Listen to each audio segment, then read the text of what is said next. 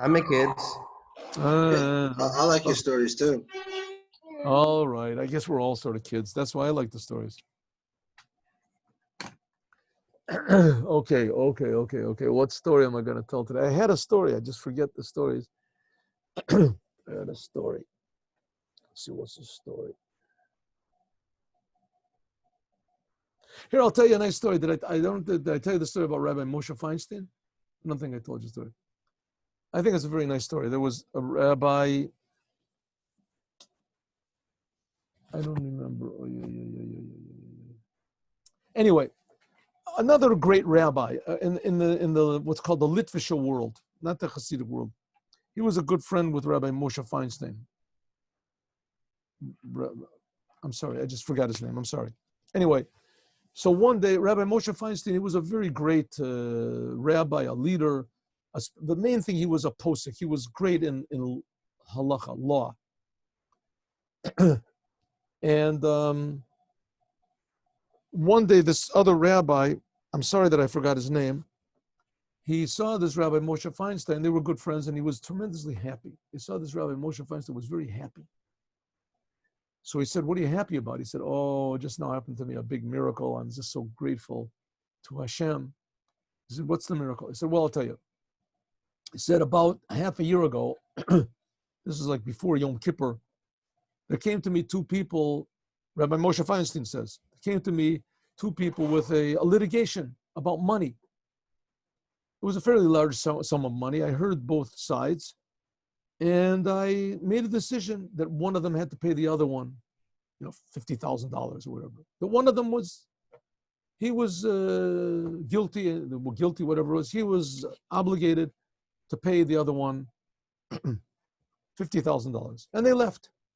So the next day, I got a call from this fellow that I said that he was the one that was guilty, and he started cursing me out. He said his name, right? And he said, my name, I'm, Joy Yankel Groisboich. You found me yesterday that I was guilty. I want you to know that you're an Amoritz, you're an ignoramus, you don't know what you're talking about. And that God's going to punish you for this, what you did, and you're going to have to pay the money back for yourself. And they just cursed him out, and you're a fool, and you're ignorant. I heard a lot of other stories about you, and they told me all these terrible things he's saying to me. So I listened, and I said, okay, you should have a good, happy New Year. I hold by my decision that I made, and I'm sorry that you're sad about it. Anyway, that was about 6 months ago. The other day, that same person who called me up and cursed me out, he came in and he said he wanted me to test him. He wants to be a shochet, a ritual slaughter. He wants to be a shochet. And he wants me to test him to see if I know the laws and to look at his knife to see if it's kosher, if I know it. So I looked at this fellow. I thought to myself, well, what type of a thing is this?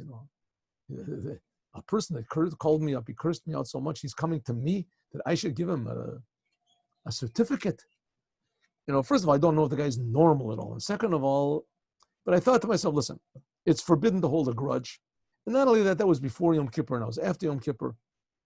Maybe the tshuva, and, forget about it. Let's see. Somebody knew, like I don't know him. I asked him questions. He knew the material very well. I looked at his knife, checked the knife very well. I gave him a certificate. I gave it to him, and I said, okay, Mr. Groisbuch, listen, here's the certificate. It's yours. You can have it. But I want to understand something. Do you remember we had this din Torah? We had this litigation. So yes, Kavod Rav, I remember. He said, and I found you guilty. He says, yes, I remember. He said, well, the next day, you called me up and you cursed me out. You told me these very not nice things. I don't understand it. And even let's say that I was wrong, but to such a degree, to call me those names and to this, I am a rabbi. You have to show a certain amount of honor to the person. Why did you do that? Don't you? So the person looked at me and said, Kavod Rav, I have absolutely no idea what you're talking about. I don't know what you mean. I called you up and God forbid I would do with him. Why would I do with him like that? You were right. What you said was right. I thought that maybe I was right. I thought I had a point, but I accepted the lie. I didn't do it. So he said, well, I don't know, somebody called me up and did it. The fellow said, oh, I think I might know who it is. I said, Kavod Rav, it's not me. That's what I want you to know. I won't say who I think it is. So I said, I checked it up, and I found out that this person happened to be, that he had some guy, an enemy, and this person was a well-known person, and somebody else did it. Someone else called me up. Said, I'm so grateful that I didn't hold a grudge against this person, and that I didn't hate him. I learned for the side of merit. I treated him as though he did nothing to me, because in fact, he did nothing to me. He did nothing whatsoever to me. I think it's a beautiful story. How we have to look at everyone only to see the good or the potential good, and to learn merit on everyone. The same like we do to ourselves. We make excuses for ourselves, make excuses for others. See you at 3:00, everyone. Like, is this the